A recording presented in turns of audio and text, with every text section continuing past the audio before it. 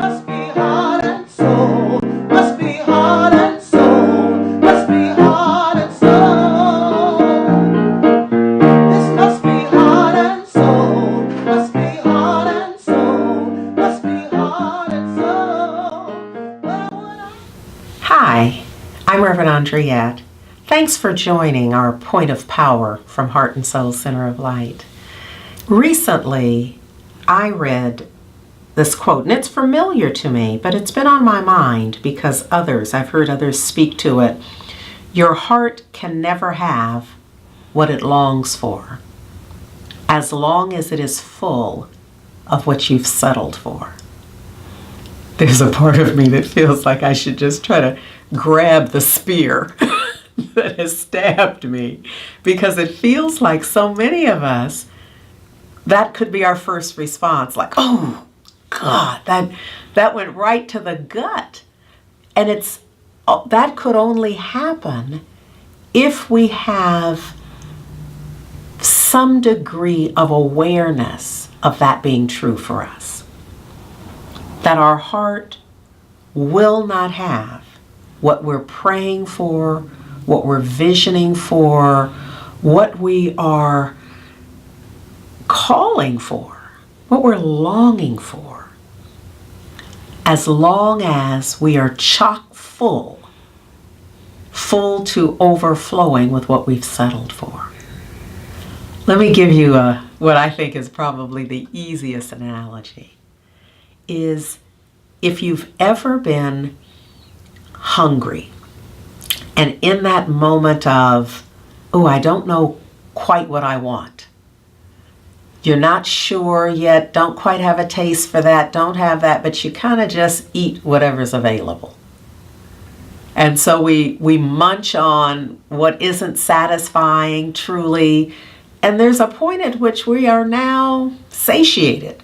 We're now full. And the opportunity to have something quite yummy, quite delicious is available, but now we're full. We no longer have the space for that. This is, of course, much bigger, deeper than that, but I think that might be a way. If you don't understand that and you've never had that experience, bless your heart, because I certainly have, where I've just filled myself with what's available, snacking on this, and here's the thing that comes up for me right now. There's a moment at which I am saying aloud to me, and if someone else is present, they certainly hear it, I'm not even enjoying this. This little snack, this stuff that I'm eating and getting full, I'm not even enjoying it. I don't even want that.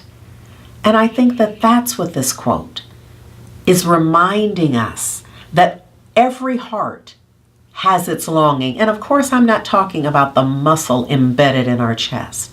I'm talking about our desire, and often we say it this way, it's my heart's desire. It's our way of describing that there's a depth, that there's a realness, there's an authentic longing, and I'm aware of it.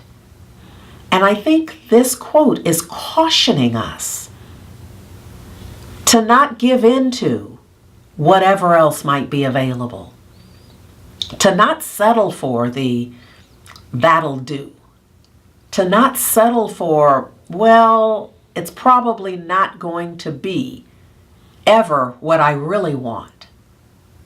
And so we fill ourselves with what's available.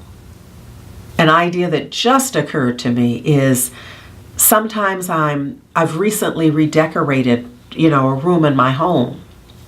And as I'm looking for things, there were those times, and I'm so grateful that I could return some of what I purchased, because there were those times when I purchased something out of the doubt and fear that I wouldn't find what I really want. And so I'm thinking about some lampshades that I settled for and paid more than I wanted to, because I doubted that I would find the ones I ultimately found at just the best price too. So I know I'm giving you simple ideas and examples, analogies, if you will. But the intention is that we look more deeply, that we find the point of power in realizing that my heart's longing has information for me. It's telling me something about the goodness, the divine availability in the universe that is awaiting our commitment to our heart's desire. Oof, that helped me. I hope that point of power was useful for you too.